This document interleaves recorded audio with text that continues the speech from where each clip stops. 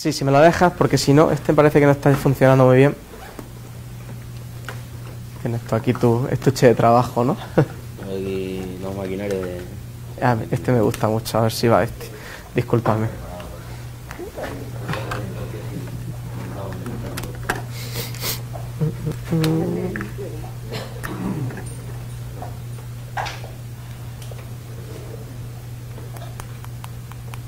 Mucho mejor.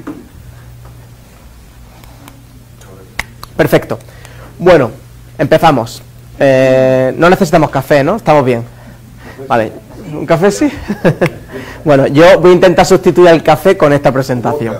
Bueno, no sé. Podemos entrar en drogas más duras, ¿no? Pero yo creo que después de esta presentación vamos a estar todos despiertos, seguro.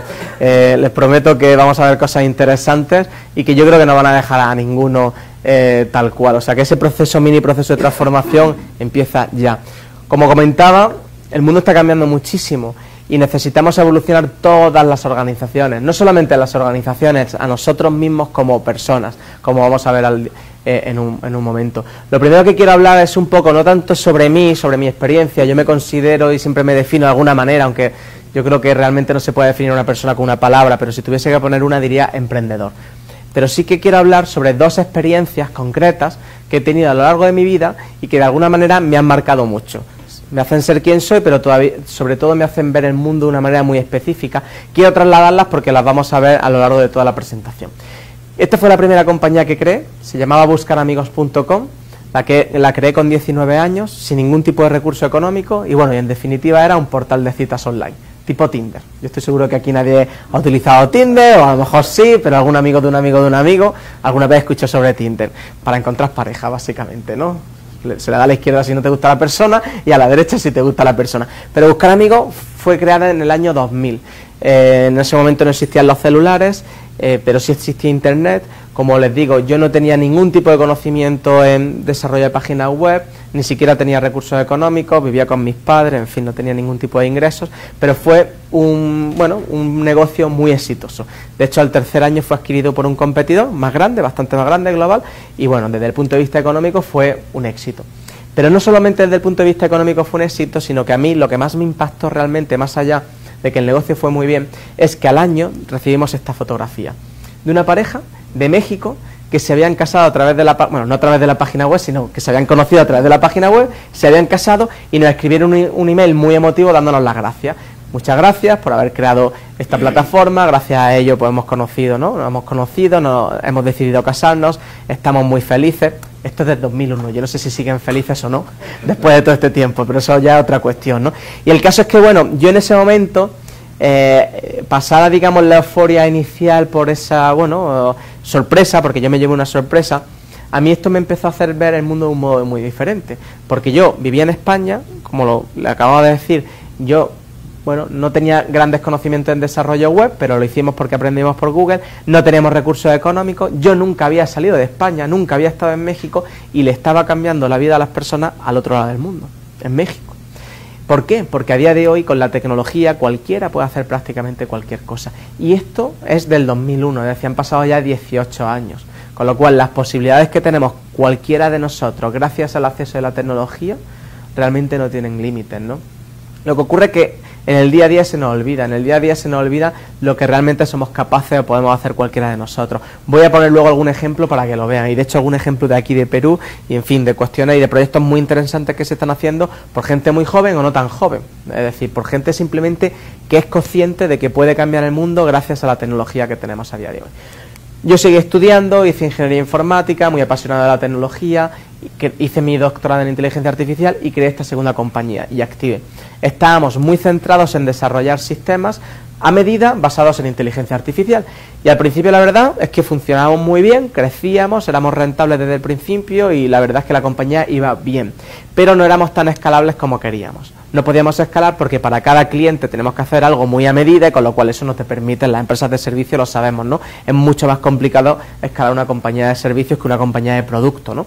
Con lo cual dijimos, bueno, vamos a pasar a una fase estratégica distinta, levantamos 3 millones de euros, contratamos un equipo senior, porque yo era el CEO de la compañía, pero no me veía con la experiencia suficiente para hacer algo como mi visión, ¿no? Me decía, y nos dedicamos durante 2 años enteros a desarrollar un producto en un laboratorio, vaya, en nuestra propia oficina, para lanzarlo al mercado. Y por cierto, hice un MBA en una escuela de negocios bastante reconocida para aprender un poquito más sobre la gestión empresarial, porque en su día, bueno, pues yo me veía un emprendedor, estaba aprendiendo, pero pensaba que me tenía que complementar. Y yo era muy buen alumno, yo hice todo lo que se me dijo en el MBA, todo lo que se me dijo en ingeniería informática, en la universidad, etcétera, etcétera. Hicimos todo como decía el libro, entre comillas. Lanzamos el producto y fue un fracaso. No vendimos ni una licencia de ese software, fue un fracaso, perdimos prácticamente los 3 millones de euros. Afortunadamente nos quedaba un poquito en el banco y bueno, tuve la suerte, que a día de hoy ya no hace falta, pero en ese momento al menos a mí me sirvió, de que me fui a vivir a Estados Unidos un par de años. Allí fui a Singularity, pero más allá de ir a Singularity, en el entorno, con la gente, empecé a aprender muchísimo. Lo primero que aprendí es que yo era una startup, no se sabía, o sea, por entonces ese término de startup no era tan conocido, porque estoy hablando ya desde hace bastantes años. Empecé a aprender sobre Lean Startup, sobre Design Thinking, sobre metodologías ágiles, etcétera, etcétera. Empezamos a aplicarlas, bueno, con los recursos que todavía nos quedaban, y la verdad es que en pocos meses le dimos la vuelta a la compañía. Empezamos a lanzar nuevos productos, servicios, nuevas compañías, 4 en concreto, 3 de estas fueron adquiridas y finalmente todo fue un éxito. Y bueno, la verdad es que fue una historia con un final muy feliz. ¿Qué aprendimos? Que en nuevos momentos históricos, en nuevos contextos, hay que hacer las cosas de un modo diferente. A mí me habían enseñado a hacer las cosas de un modo que ya no funcionaba. No digo con esto que un MBA no tenga sentido, todo lo contrario, es muy potente, pero un MBA está normalmente, al menos en un MBA más tradicional en esa época, mucho más orientados a hacer una compañía que ya funciona, hacerla más eficiente, hacerla, ¿no?, a optimizarla, pero no tanto a explorar y a crear el negocio del mañana, el negocio del futuro. Para eso hay otras metodologías, como hemos comentado antes, tipo Lean Startup, Design Thinking, Agile, aunque Agile también se puede aplicar y Lean Startup a lo tradicional, pero aquí vamos a intentar verlo de una forma para, bueno, ver en qué fase, o dependiendo de la fase de la empresa, que tenemos que aplicar, ¿no? Pero en definitiva, mi lección aprendida aquí fue que en nuevos momentos hay que hacer las cosas de un modo diferente. ¿Y qué es lo que está ocurriendo ahora? Que la tecnología de nuevo está revolucionando todo el mundo, más allá de la revolución de Internet que ya sufrimos hace un tiempo. La mayor parte de las compañías a día de hoy se sienten así, como este mamut. Están vivas, funcionan, pero algo está cambiando en su entorno, tienen que evolucionar y no saben ni siquiera hacia dónde. No saben si lo que tienen que hacer es cortarse los colmillos, hacerse más pequeños, cortarse el pelo, volar, nadar. No saben cuál es la siguiente especie. No lo saben. Y de hecho es que no se sabe. Es que no lo sabe nadie, ¿no? Hay que evolucionar hacia un lugar que no sabemos ni siquiera cuál es, ¿no? Y este es el reto. ¿Por qué está sucediendo esto? Porque la tecnología evoluciona de un modo exponencial. ¿Qué quiere decir esto? Que cada día tenemos muchos más avances tecnológicos de los que teníamos el día anterior. Utilizamos la tecnología de hoy para crear la tecnología de mañana. Y esto hace que tengamos gráficas de este tipo, siempre así, con una curva exponencial. Aquí vemos, digamos, el número de invenciones relevantes que han sucedido a lo largo de la historia de la humanidad y vemos que cada vez más hay una concentración de ellas. Hace muchos años se inventa la imprenta y es lo que llamamos un momento Gutenberg.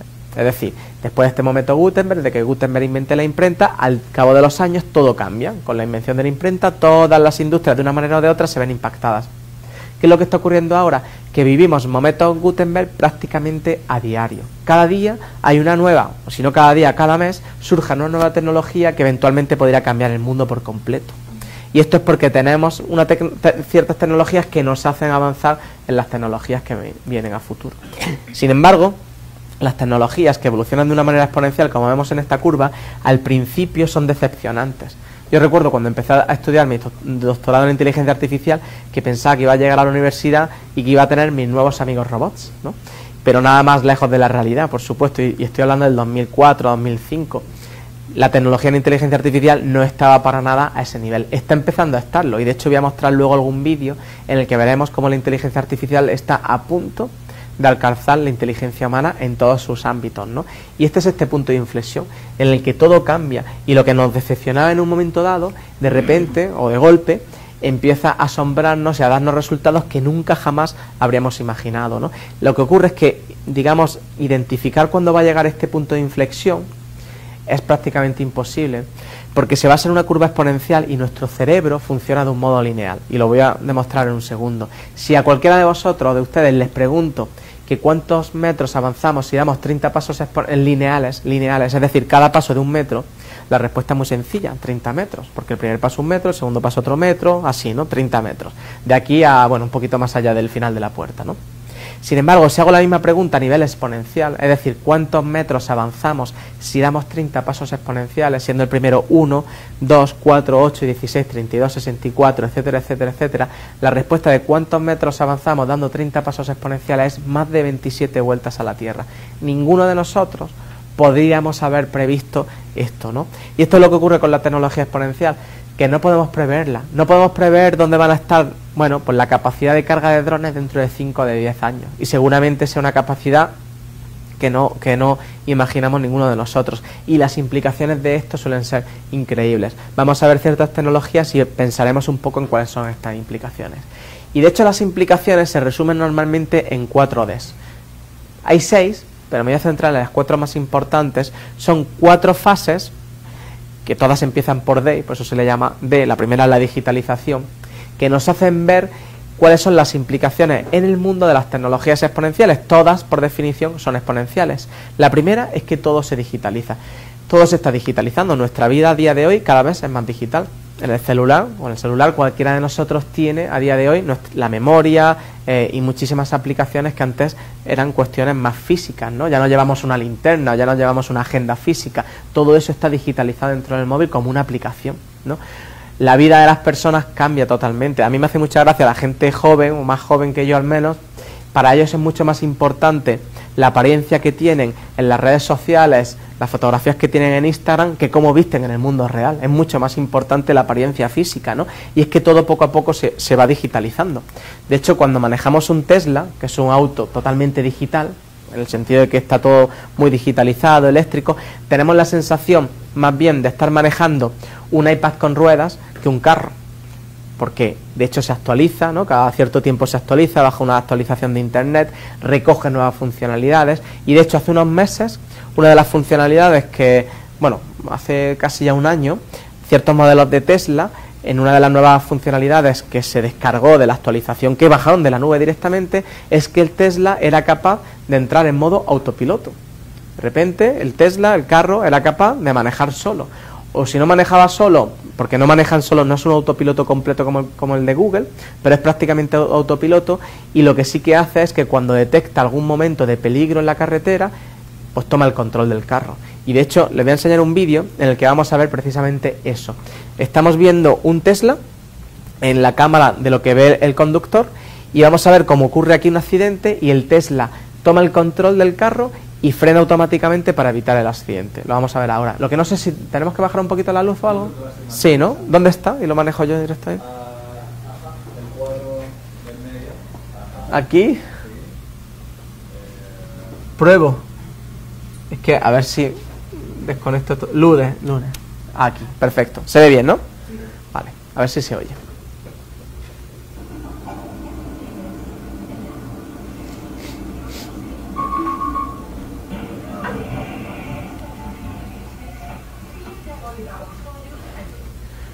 Bueno, aquí lo que hemos visto es precisamente cómo el Tesla frena, y aquí ya se salva. En una circunstancia normal, eso, si el conductor hubiese estado un poquito despistado, pues lo que habríamos visto es que el Tesla choca y continuamente, y se habría producido ese choque en cadena, ¿no? Sin embargo, voy a poner el vídeo de nuevo para que veamos todos qué ha pasado aquí. Lo que ocurre es lo siguiente: el Tesla lleva radares que detectan a 250 metros a la redonda en 360 grados lo que está ocurriendo, con lo cual no solamente está viendo este carro de aquí, sino los que van por delante. Y lo que ocurre en este accidente en concreto es que no este, sino el que va por delante, frena de una manera tan brusca que el Tesla sabe antes de que ocurra el accidente que va a ocurrir simplemente por leyes físicas, porque sabe que el rojo no va a tener tiempo de frenar, de manera que el accidente va a suceder, y detecta el accidente 2 segundos antes de que ocurra. Y lo que vamos a ver aquí en este vídeo es cómo pita, y lo hemos escuchado antes, pero ahora fíjense, cuando hace pi, pi, pi, pi, veremos que el accidente todavía no ha ocurrido. 2 segundos después ocurre, pero el Tesla está frenando 2 segundos antes de que ocurra el accidente, ¿no? Y esto es algo que evidentemente ninguna persona sería capaz de hacer. Lo vemos otra vez y así lo podemos observar con detalle.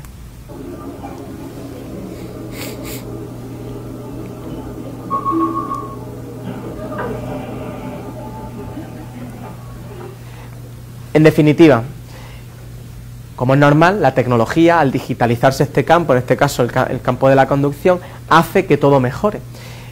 Cualquier auto autónomo va a manejar un auto, o sea, va a manejar mucho mejor que nosotros, ¿no? Porque no se cansan, no se despistan, tienen muchos más sensores que nosotros, tienen mucha más rapidez, no se enfadan con la persona que llevan al lado, etcétera, etcétera. Llegará el día en el que manejar un carro esté prohibido por la ley, porque no somos buenos a la hora de manejar un carro. De hecho, a mí, cada vez que lo pienso, ya es una locura. Digo, llevamos una máquina de toneladas, ¿no? De toneladas a 120 kilómetros o a 100 kilómetros por hora, y estamos poniendo en peligro la vida de todo el mundo que está a nuestro alrededor, y nosotros realmente no somos tan buenos, ¿no? Pero bueno, esto sucederá, sí. Eso es una cosa, pero lo otro que estoy pensando es, sí. Eso es a nivel de persona. Pero, sí.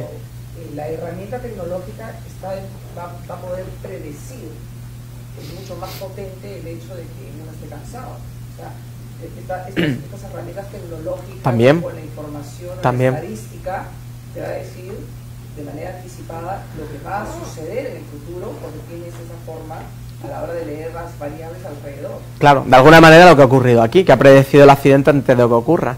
O no nos dejará manejar, nos dirá, estás muy cansado para manejar, hazte una siesta, ¿no? Ahora, luego veremos exactamente cuáles son las implicaciones de todo esto en las distintas industrias. Siguiendo con otros ejemplos, nosotros mismos no es que seamos digitales, pero sí estamos basados en información. Hace no tantos años, a nivel de humanidad, descubrimos algo alucinante, y es que tenemos ADN, y en el ADN viene escrito literalmente como de altos, de bajos somos, el color de nuestra piel, incluso rasgos de nuestra personalidad. Todo esto viene codificado en el ADN, y estamos como especie aprendiendo a leer y a escribir el ADN. Esto es increíble. Las implicaciones que esto tiene todavía no somos capaces de imaginarlas, y están sucediendo proyectos tan interesantes como el de iGym, que es una competición que empezó en Estados Unidos, a día de hoy ya es global, en el que alumnos de high school, niños que tienen o adolescentes que tienen 14, 15 años, les dan un software de edición genética, le dan una formación express para que sean capaces de entender los perfiles genéticos y de utilizar este software, y gana el equipo que crea una evolución genética que es o más interesante, simplemente por el hecho de ser interesante, o más útil. Y el equipo que ganó hace 3 años crearon esto. Un gato, porque mezclaron, digamos, el perfil genético de un gato con un gen concreto de una medusa, y hacían que el gato fuese fosforescente en la oscuridad. Por supuesto, el gato ya no está feliz, porque ya no se puede esconder como hacen los gatos, pero esto lo crearon unos niños de 14, 15 años. Unos compañeros míos de Singularity University crearon esto, y esto es un producto comercial. Es exactamente igual, pero a nivel de planta. Insertaron un gen concreto que hace que la planta sea lumínica en la oscuridad, después de haber recogido la energía del sol. Y hace no tantos meses, haciendo una sesión con un board of aquí creo que hablamos de directorios, ¿no? Con un directorio en una gran compañía eléctrica de Europa, el CEO de la compañía, el presidente de la compañía, me decía: Francisco, entonces lo que me estás diciendo es que dentro de unos años, en vez de generar la energía como la estamos generando ahora, que tienen distintas fuentes de energía, de producción de energía, vamos a tener que tener grandes campos de cultivo para crear este tipo de plantas y obtener de ahí la energía. Y no lo decía de broma, lo decía totalmente en serio. ¿Quién iba a pensar que de alguna manera, que la tecnología en edición genética iba eventualmente a impactar la industria de la energía? Nadie, seguramente, ¿no? Pues por supuesto que pasaban este tipo de cosas, ¿no? Ahora bien, incluso en el sector financiero estamos viendo cómo hay compañías que están utilizando los perfiles genéticos de la gente para predecir el riesgo de pago, de impago, de su estilo de vida, etcétera, porque al final estamos codificados. Lo que haremos ver de una manera o de otra, los perfiles de riesgo están codificados dentro de nuestro ADN. El ADN es nuestro código fuente, ¿no? Hablando a nivel técnico, lo que dice cómo podemos comportarnos de una manera o de otra. Esto es la fase de digitalización. Todo se digitaliza, incluso nuestra propia vida. La siguiente fase es que todo se disrumpe, todo cambia. Y esto ocurre porque nosotros tenemos una vida muy lineal, o hemos tenido como especies una vida muy lineal. Sin embargo, a día de hoy la vida se está haciendo cada vez más exponencial. Una de las cuestiones que vemos es que el cerebro, nuestro computador más importante, al menos a día de hoy, a nivel genético, volviendo con la genética, sigue siendo el mismo desde hace 50.000 años. Sin embargo, cualquiera de nosotros actualiza compra un nuevo celular cada año, cada 2 años, ¿no? Este es el motivo por el cual, a pesar de que a día de hoy en la humanidad, en la historia de la humanidad, estamos viviendo la mejor época, entre comillas, con más acceso a recursos, con más educación, con más seguridad en todos los sentidos, con más soporte sanitario, etcétera, etcétera, y a pesar de eso, vivimos en el momento histórico con más enfermedades mentales, con más ansiedad, con más depresión, etcétera. ¿Por qué? Porque nuestro cerebro, nuestra educación, nuestros instintos más primarios no están acostumbrados ni están adaptados a toda la revolución que estamos viendo a nuestro alrededor. Y esto es precisamente por este, componente tan importante que tiene algo en concreto, que es donde me quiero centrar, porque no quiero dar una clase de biología, ni soy yo la persona para darla, que se llama la amígdala. La amígdala es una glándula que existe en nuestro cerebro y que está centrada en detectar problemas. ¿Por qué tenemos nosotros la amígdala? Pues volviendo de nuevo a esa otra época de la humanidad en la que vivíamos en plena naturaleza y era tan importante y tan relevante para nosotros estar continuamente detectando cualquier tipo de peligro que hubiese a nuestro alrededor. Con lo cual la amígdala se encarga de detectar peligros, posibles depredadores, posibles amenazas, porque claro, si íbamos en la naturaleza y había un león o cualquier otro tipo de especie que pudiese acabar con nuestra vida, era fundamental estar muy pendiente de esto. Si íbamos andando y no veíamos un plátano, alguna fruta, algún trozo de comida, no era tan relevante, lo importante eran los peligros. Y es precisamente por el hecho de que tenemos la amígdala, por lo que, por ejemplo, en marketing, cualquier noticia negativa se expande siempre mucho más que una positiva, por lo que también todos los telediarios, todos los periódicos, etcétera, están centrados en noticias negativas y no en positivas. Hay muchas noticias positivas en el mundo, pero los telediarios son deprimentes, al menos a mí me deprimen, me cuesta verlos precisamente por eso, ¿no? Y esta amígdala es la que va a hacer que cualquiera de nosotros, cuando vea una tecnología nueva, cuando vea un avance, piense en primera instancia en lo negativo y no en lo positivo. Estoy seguro que cuando hemos visto el gato verde, todos nosotros hemos tenido una reacción de nuestra amígdala. Esto no es verdad, a dónde vamos a llegar, etcétera, ¿no? Porque la realidad es que igual que nosotros codificamos o desarrollamos software, nuestros hijos o la siguiente generación va a desarrollar seres vivos. Esa es la realidad y la amígdala vuelve a salir, ¿no? Decir, ¿a dónde vamos a llegar? Y ninguno de nosotros empieza a pensar desde el momento cero en la parte positiva, y es qué bien que vamos a terminar con todas las patologías basadas en temas genéticos, Alzheimer, Parkinson, etcétera, etcétera, ¿no? Muchos tipos de cáncer, se terminarán gran parte de las enfermedades precisamente por la edición genética, pero siempre vamos a saber la parte negativa antes. Cuento lo de la amígdala para advertir que la amígdala de todos nosotros va a estar continuamente durante esta sesión mandándonos señales de alerta, y posiblemente no aquí, sino en todas nuestras compañías en el día a día, como comentaba antes. Normalmente cuando intentamos innovar, avanzar, hacer algo nuevo en una organización, el sistema inmunitario siempre ataca. Y ataca por esto, porque vemos la parte negativa potencialmente en vez de ver la positiva, ¿no? Con lo cual la amígdala es importante y hay que hacerle caso. Luego hablaremos del sistema inmunitario, no es malo. No es malo necesariamente, pero es importante ser conscientes de por qué tenemos este tipo de reacciones de miedo y cómo superarlas de alguna manera. El carro autónomo de Google, ¿no? Es decir, sabemos que es 100% seguro. Hemos visto antes un ejemplo del de Tesla, que es menos avanzado. El de Google es muchísimo más avanzado que cualquiera de los sistemas, y a pesar de eso, cualquiera de nosotros, el día que sube en un carro autónomo, la reacción que va a tener es la que vamos a ver aquí en esta pantalla. Esta es una persona que sube por primera vez en el carro autónomo, y a pesar de saber que es muy seguro, pues mira.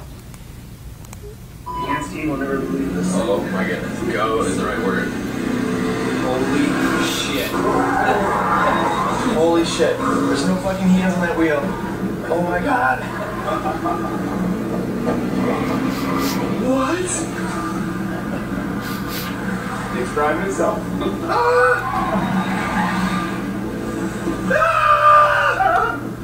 Bueno, yo siempre digo que ese es el grito de la amígdala de la sociedad ante nueva tecnología. Esto es lo que ocurre siempre, ¿no? A pesar de eso, ¿no? De que sabemos que es mucho más seguro. Nos sigue ocurriendo con los aviones. Nos montamos en aviones y muchas personas tienen miedo, algunos conscientes, otros inconscientes, a pesar de que sabemos que es el medio de transporte más seguro, sí. No, había leído que hubo un problema con el carro de Google y detuvieron la producción porque hubo un accidente hace 2 años.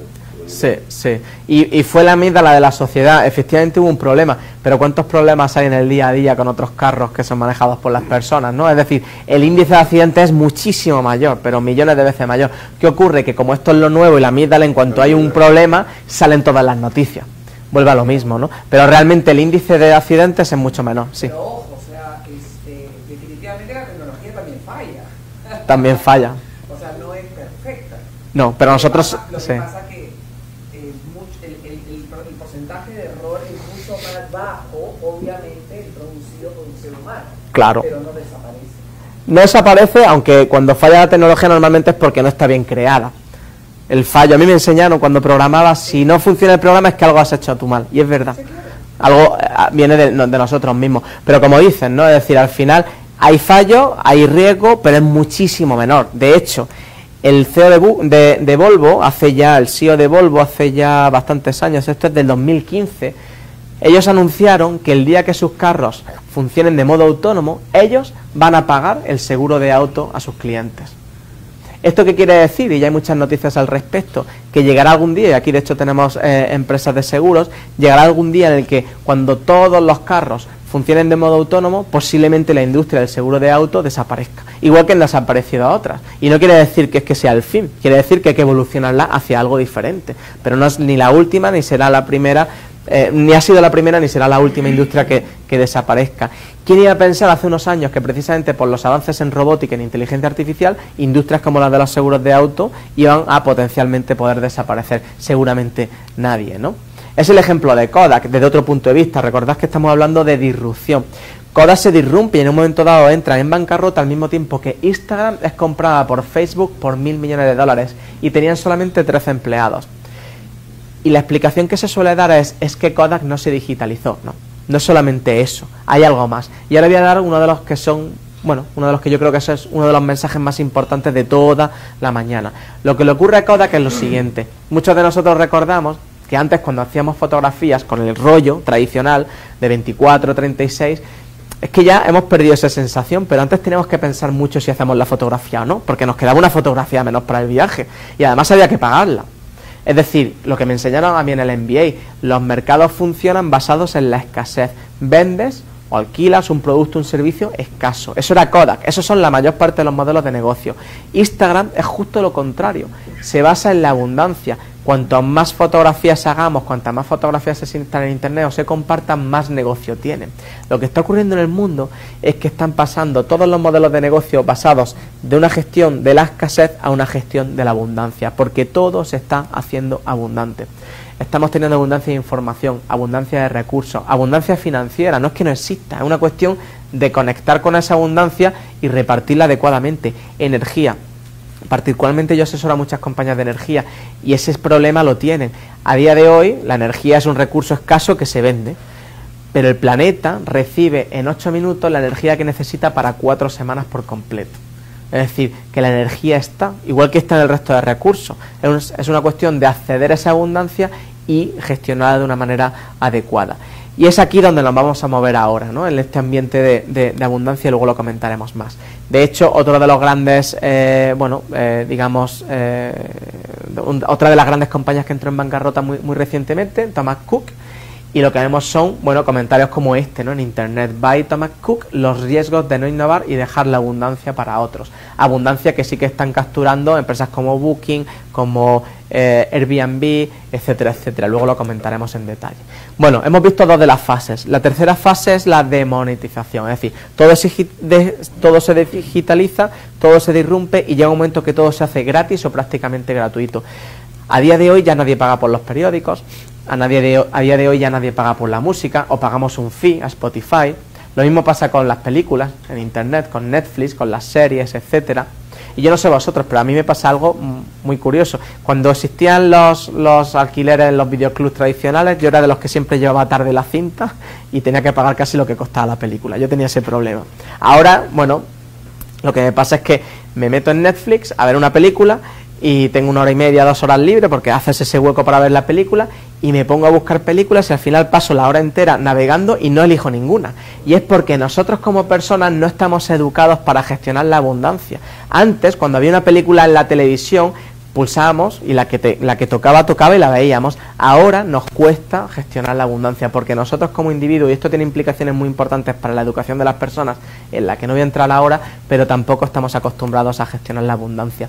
Abundancia en el sector financiero de la misma manera, ¿no? Es decir, hay compañías que están ya creando bancos online sin ningún tipo de comisiones, ¿no? Y generan esa abundancia porque la abundancia de operaciones de cálculo, de automatización, etcétera, se puede hacer. Abundancia en energía. Este artículo de Washington Post ya tiene bastantes años, es del 2014.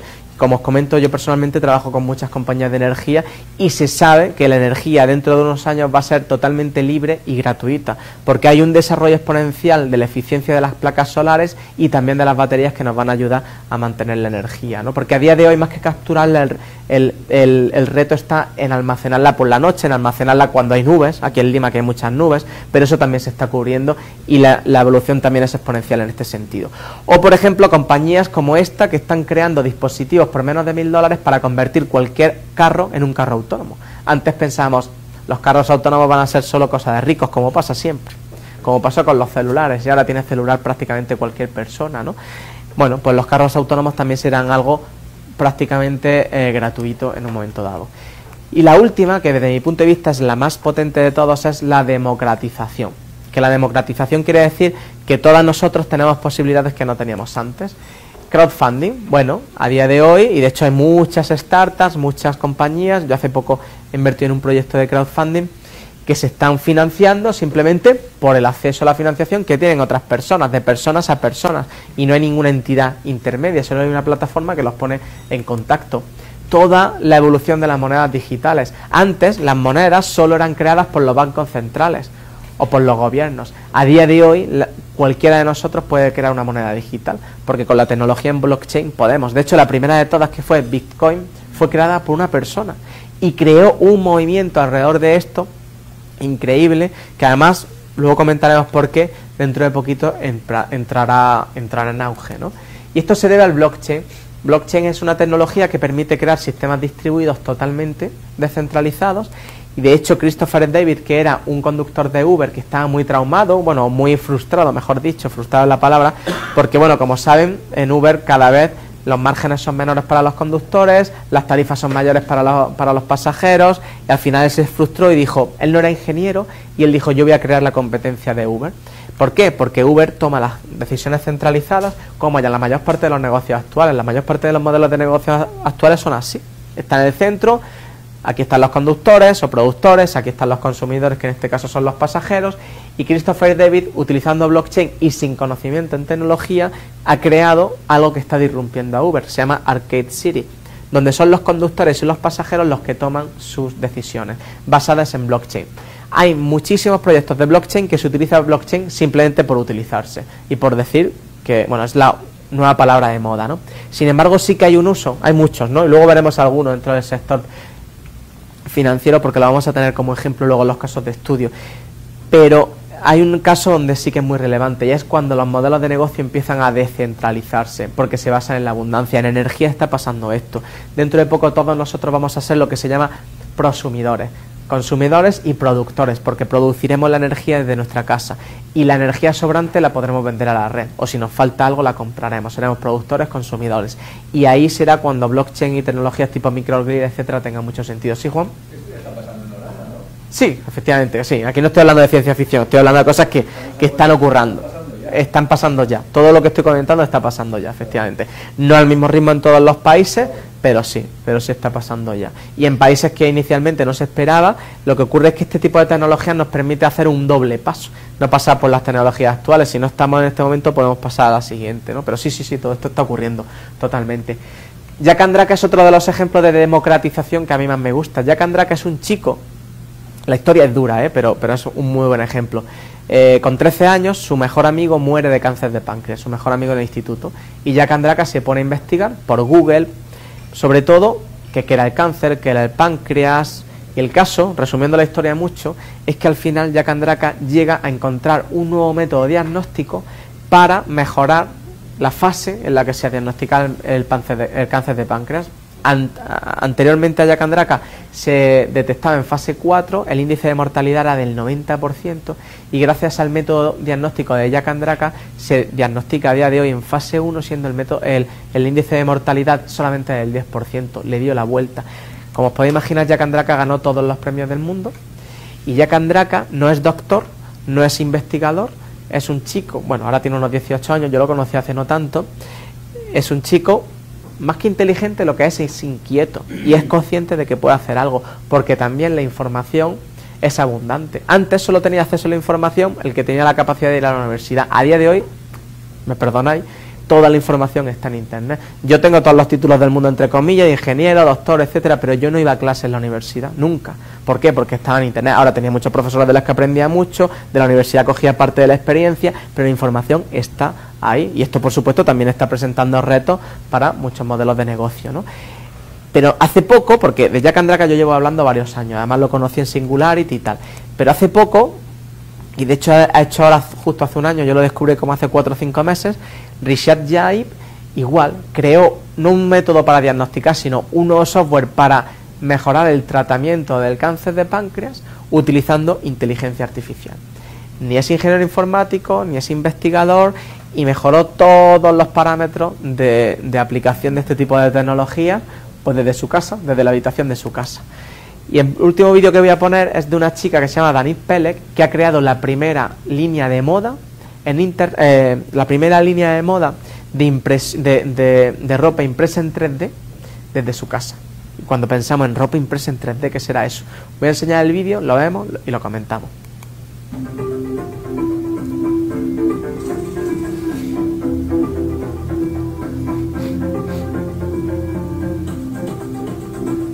Danit Pelek. I just graduated from Shankar College of Design. I wanted to create a ready-to-wear collection printed entirely at home, using printers that anyone can get. I've spent the past year searching for the best solution. I worked with leading experts in the field.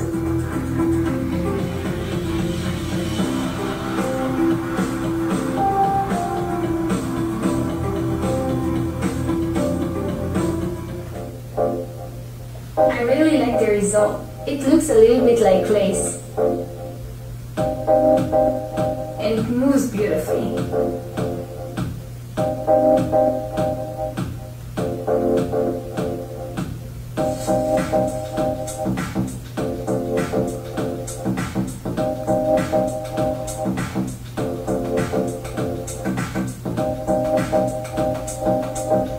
Just imagine the potential. If you're called to print your own jacket, traveling with no luggage, just print your clothes in the hotel room. Will we soon be able to design, share, and print our own clothes directly from home? Bueno, el vídeo está cortado porque es un resumen simplemente. Esta ropa que llevamos ahora, en algún momento será la ropa del pasado. Y dentro de unos años llevaremos ropa impresa en 3D. Por supuesto que estos son los primeros prototipos y todavía le queda un poco. Este vídeo de todos modos tiene unos 5 años aproximadamente. Hace 2 años, creo que fue hace un par de años, año y medio, en la ceremonia de apertura de los Juegos Paralímpicos, los Juegos Mundiales Paralímpicos, Danit Pelek imprimió todos los vestidos de la gente que hizo la actuación inicial, ¿no? Iban todos con vestidos o con ropa impresa en 3D. ¿Quién conocía antes de este momento la impresión en 3D? No de ropa, sino en general. ¿Podéis levantar la mano? Mantenerla todo el mundo, ¿no? ¿Hace un año? ¿La podéis mantener? Sí. ¿Hace 5 años? Claro. ¿Hace 10 años? Solamente Juan, que es muy innovador, ¿no? La impresión en 3D tiene 25 años como tecnología, pero es justo ahora cuando se está empezando a conocer. Imaginaros dentro de 10 años. Dentro de 15, evidentemente a nivel digamos de desarrollo exponencial no somos conscientes de en qué estará consistiendo la impresión en 3D, pero estamos seguros de que se imprimirá ropa con mucha más precisión, con muchos nuevos materiales. Podremos, como decía Danit Pelek, que al final no es la cuestión de se imprime ropa, son las implicaciones. Cómo va a cambiar el mundo del retail, incluso el mundo del viaje. Posiblemente nos imprimamos de verdad la ropa cuando llegamos al hotel, como estaba diciendo ella, o desde casa, cómo reciclaremos. Hace 3 años inicié un proyecto con Inditex, conocen Inditex, ¿no? La compañía de Zara, etcétera, y no conocían que estaba sucediendo todo esto, ¿no? Se nos olvida muchas veces como compañías, porque estamos normalmente invertimos el 99% de nuestro tiempo o todo nuestro tiempo en la gestión del día a día, y se nos olvida mirar fuera a ver qué realmente está ocurriendo en las distintas industrias, ¿no? Y lo que está ocurriendo es todo, porque además, como estamos viendo en el vídeo, no solamente gente joven, cualquier persona, cualquier empresa puede disrumpir industrias, ¿no? Y eso es lo que estamos viendo ahora, que los negocios y todas las industrias se están disrumpiendo de una manera o de otra, y ya no solamente el nuevo emprendedor, o sea, es Google, es Amazon, son todas las grandes compañías tecnológicas que están empezando a entrar en todas las industrias. Dentro de esta cuarta revolución industrial en la que nos encontramos, con todas estas tecnologías evolucionando de una manera exponencial que tendrán implicaciones que no podemos prever, surge la abundancia, y esta abundancia es lo que hace que haya emergido un nuevo tipo de organización llamada la organización exponencial. La organización exponencial es aquella que evoluciona de una manera exponencial porque conecta muy bien con la abundancia y es capaz de gestionarla de una forma que tiene ese tipo de crecimiento tan fuerte. Airbnb conecta con una abundancia de alojamientos que utilizamos cuando viajamos o cuando nos vamos a otro lugar a vivir temporalmente. Google conecta con una abundancia de información, Uber conecta con una abundancia de conductores, Netflix conecta con una abundancia de contenidos. Tesla conecta con una abundancia de energía. Tesla no es una empresa de autos, de carros. Tesla es una empresa de energía. Los autos son sus iPhones, pero están creando básicamente una plataforma con nuevas aplicaciones, etcétera, etcétera, ¿no? Todas estas compañías conectan con la abundancia. Y lo que descubrimos hace un tiempo es que existe una fórmula, que es el trabajo, por cierto, que hice con Salim. Salim, mi socio, es el autor de este primer libro, Organizaciones Exponenciales. Luego hemos sacado un segundo que se llama Transformación Exponencial. El libro ha vendido millones de copias, es un bestseller, pero Salim, a pesar de que es muy inteligente, si me escuchase, no es tan inteligente como para crear un nuevo modelo de empresa. No, él, junto a mí y otras personas que lo ayudamos en su día, invertimos 4 años investigando cuáles eran los parámetros que todo este tipo de todo este tipo de organización exponencial que están creciendo, porque es un fenómeno que ocurre, cuáles son los parámetros comunes que tienen todas estas empresas. Y dimos con la clave, o dimos con una fórmula que de alguna manera definen los 11 atributos, que los podemos ver aquí representados. Luego lo vamos a ver, no en esta sesión, pero en la siguiente lo vamos a ver uno a uno, todos de ellos. Hay 11 atributos concretos que hacen que estas organizaciones, por un lado, conecten con la abundancia, porque hay una serie de atributos que nos ayudan a conectar, y otros atributos que nos ayudan a gestionar la abundancia de manera que creamos crecimientos de por 10, o sea, 10 veces a los actuales. El primer atributo, que es el más importante de todos, es el propósito de transformación masiva. El propósito de transformación masiva describe el motivo de ser, la razón por la cual una compañía en sí existe. ¿Por qué existimos como compañía, ¿no? ¿Cuál es el motivo? Y esto es un poquito... Esto es un poco casi filosófico, como veremos, ¿no? Pero antes de entrar en la parte más teórica de por qué existe, de cómo se crea un MTP o un propósito de transformación masiva, voy a comentar algunos de ellos. El propósito de Google, que surgen con un propósito. Todas las organizaciones tienen visión y misión, pero esta nueva generación de organizaciones, todos se centran en cuál es su propósito, cuál es el motivo, la razón de ser de esas compañías en el mundo. El propósito de Google es organizar toda la información del mundo. Y gracias a que Google organiza toda la información del mundo, tenemos a gente como Jack Andraka que son capaces de aprender sobre el cáncer, sobre el páncreas, etcétera, y eventualmente, solamente investigando en Google, llegar a un nuevo tratamiento de cáncer. TED, que también lo conocerán todos, tiene como propósito expandir ideas que merezcan la pena. Yo recuerdo el primer vídeo que recibí de TED de un amigo mío hace ya bastantes años, que me envió un vídeo y me dijo: Francisco, fíjate qué vídeo más bueno, pero por favor no lo compartas con nadie. Yo no sé si eso se daba aquí en el Perú antes, pero en España éramos muy cerrados. Cuando veíamos algo bueno, lo guardábamos. Estuve hace unos días con un compañero mío, amigo, de hace ya mucho tiempo, que es jefe de sección de un hospital del área de dermatología, ¿no? Me decía: Francisco, antes los jefes de unidad, los jefes de dermatología, según me cuentan aquí, cuando tenían un libro muy bueno sobre tratamientos, lo guardaban bajo llave, porque querían ser ellos los que tenían ese conocimiento específico. Y ahora es justo al contrario. Empresas como TED lo que han hecho es que cuando vemos algo bueno lo compartimos. Lo compartimos por la plataforma, lo damos a conocer al mundo, porque de hecho sentimos que cuando compartimos un vídeo con una charla muy potente, casi que la estamos dando nosotros mismos, ¿no? Con lo cual, todas las organizaciones modernas de alguna manera tienen un propósito para impactar positivamente al mundo. Y esto viene de aquí. Me voy a poner un poco filosófico, lo anticipo. Esto viene de aquí, esto viene de la pirámide de Maslow. Toda la sociedad en general en el mundo, en general, está poco a poco ascendiendo en esta pirámide de Maslow de una manera aspiracional, porque a medida que vamos cubriendo las necesidades básicas, lo más importante para nosotros empieza a ser toda la parte de arriba de la pirámide. Los millennials, las generaciones más jóvenes, ya no se centran solamente en tener un trabajo y una carrera profesional, sino que lo que buscan es sentirse realizados y trabajar en su día a día en algo que les haga sentir lleno. A mí me contaron, yo no sé aquí en Perú, pero en España te dicen, si tienes salud, dinero y amor, eres feliz. Salud, dinero y amor. Y eso es mentira. Porque ni estás todo el día disfrutando de tu salud, que es básico, por supuesto, ni invirtiendo ni gastando tu dinero, que también necesitas tenerlo, ni todo el día rodeado de tus seres queridos. Al final inviertes muchas horas en el paso del día, en el rato, en el día a día, en las que necesitas hacer algo que, bueno, que te haga sentir lleno. Porque si no, llega un momento que incluso aunque tengas salud, dinero y amor, te sientes vacío y te falta algo, porque como humano, y no me voy a poner más filosófico de la cuenta, tenemos también otra serie de necesidades muy por encima de esto. Y esto es lo que le está ocurriendo a las organizaciones de última generación, igual que le pasa a las últimas generaciones de personas, digamos, o estas generaciones que vienen. Por cierto, las empresas tipo Accenture, las grandes consultoras, tienen una crisis terrible para captar el talento. La gente buena, ya no se va a las grandes consultoras. Antes era al revés, pero ahora ya no. ¿Y por qué? Es precisamente por esto. Porque el sentimiento de propósito es muy fuerte en el mundo. Y las últimas, o las empresas de este tipo de las que hablamos antes, tienen todas un propósito, no solamente una visión y una misión. Y muchas veces me preguntan, Francisco, pero todas las empresas de las que estamos hablando aquí es Airbnb, Google, es decir, son empresas realmente exponenciales. Da igual, nosotros hablamos, y yo particularmente hablo de, digamos, de impacto exponencial. Puede ser una empresa de barrio, puede ser una empresa pequeña, más modesta, etcétera, que si tenemos un propósito, ese propósito, por el efecto mariposa al final, impacta y hace que podamos tener un impacto exponencial. Pero en cualquier caso, seamos pequeños o seamos grandes, y luego lo veremos en los ejercicios, el hecho de tener un propósito, generar comunidades a través del propósito, etcétera, tiene una potencia muy fuerte, ¿no? Bueno, en cualquier caso, estamos en la cuarta revolución industrial, que por definición es la primera, revolución industrial que impacta también a la persona, no solamente a las industrias, a las distintas instituciones.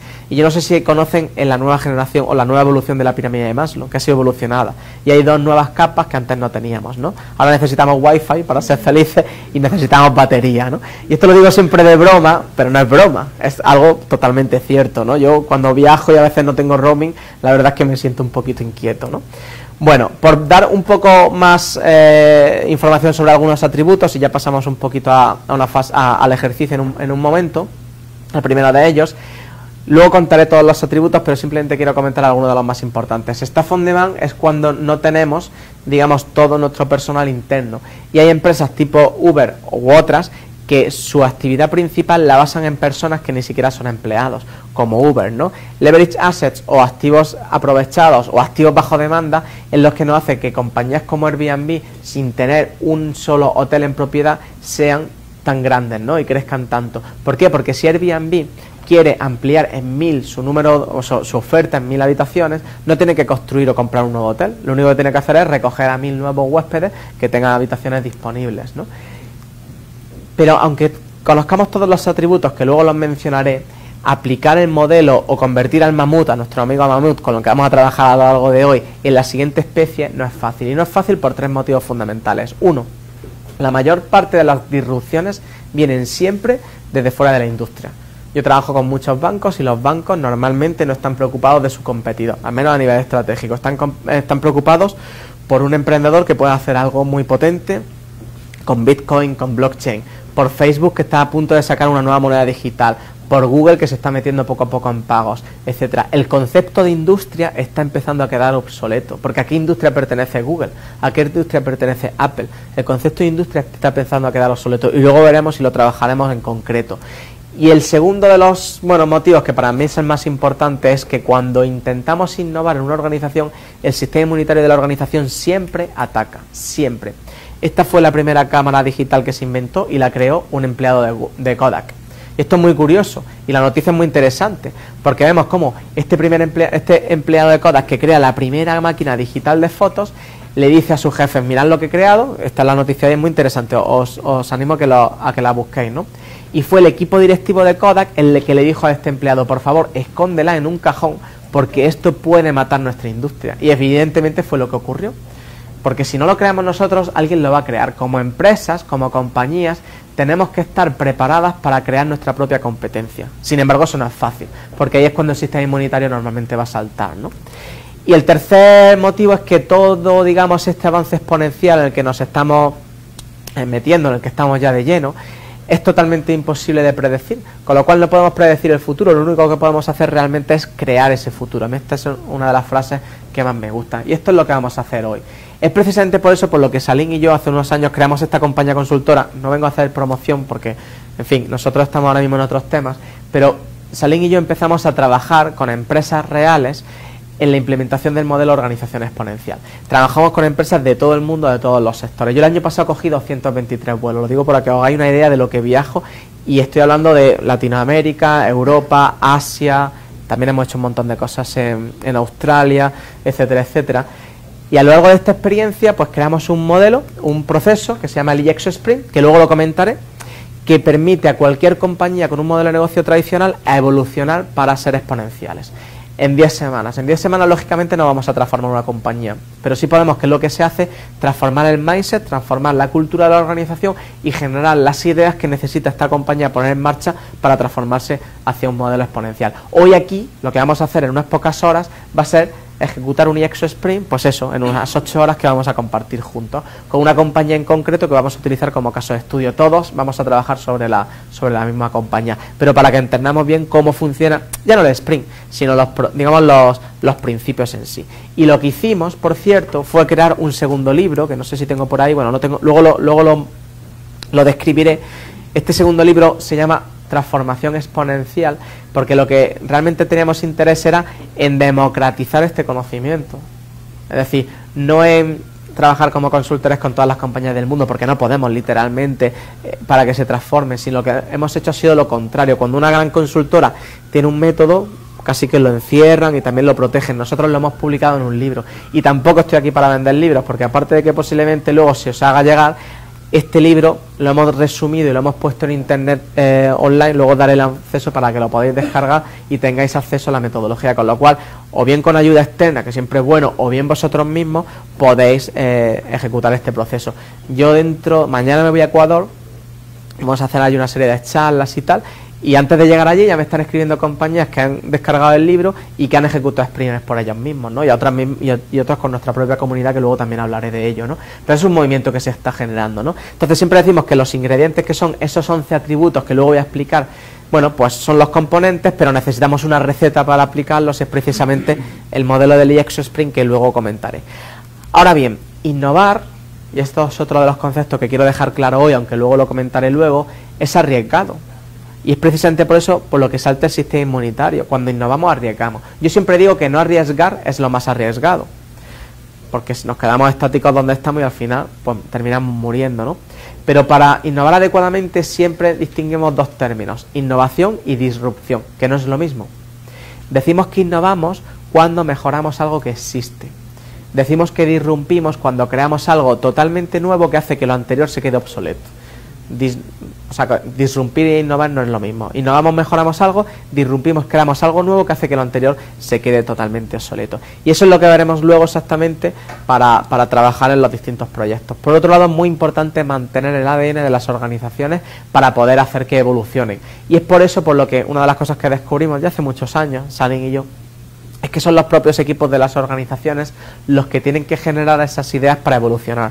No somos nosotros como consultores externos o alguien, nosotros ya no trabajamos como consultores, por cierto, sino que tienen que ser los equipos, vosotros mismos, los que generen esas ideas. Y finalmente lo que vamos a intentar hacer es una transformación exponencial, no solamente una transformación digital, que es lo que está de moda. Pero ¿de qué nos sirve digitalizar una compañía como los seguros de autos si esa industria puede que en un momento dado muera? Por supuesto que tenemos que digitalizarla mientras esté viva, ¿no? Y esa es la parte más de innovación, mejoramos lo que existe, pero lo que hay que hacer es generar esa siguiente, ¿no?, evolución, la siguiente generación que nos permita mantener el mercado. Y por eso nosotros hablamos de transformación exponencial, porque la transformación exponencial es cómo nos transformamos para este mundo exponencial en el que, por cierto, tenemos la suerte de vivir a día de hoy. Y con esto voy a terminar la primera sesión y pasaremos al ejercicio, pero solo por cerrar y resumirlo todo en una frase, que por cierto podría haber empezado por aquí, ¿no?, por esta frase que lo resume a todo. Pero de alguna manera lo que nosotros y yo he observado a lo largo de todos estos años es que al principio yo pensaba que todo esto era una cuestión de tecnología, transformación digital, tecnología, algoritmos, etcétera. No, la tecnología afortunadamente está al acceso de todos nosotros, es una buena noticia. Luego pensé que no era una cuestión de tecnología, que era una cuestión de metodología, como comentaba antes, ¿no? Bueno, hay que saber cómo hacer las cosas para no fallar, etcétera.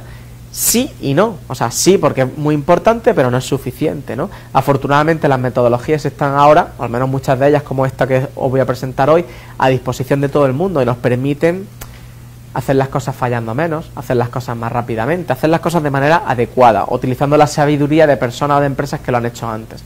Pero esto al final no va ni de tecnología ni de metodología, esto va de personas, esto va de mentalidad y sobre todo va de propósito. Si tenemos el propósito adecuado para transformar el mundo a mejor, porque de hecho las mayores oportunidades de negocio del mundo son los mayores retos de la humanidad, y con la mentalidad correcta para abrirnos a hacer todo de un modo diferente, así realmente conseguiremos avanzar, ¿no? Con lo cual, bueno, hoy vamos a trabajar en una empresa concreta, como caso de estudio, pero yo lo que espero es que después de este workshop y después del tiempo y con todo el acceso a metodologías y herramientas que vaya a tener, pues que realmente, bueno, pues pongamos nuestro granito de arena o nuestra montaña para cambiar todo el mundo hacia un futuro mejor, ¿no? Porque es de lo que se trata. Así que nada, muchas gracias por esta primera sesión y ahora seguimos. Gracias a vosotros. Bueno.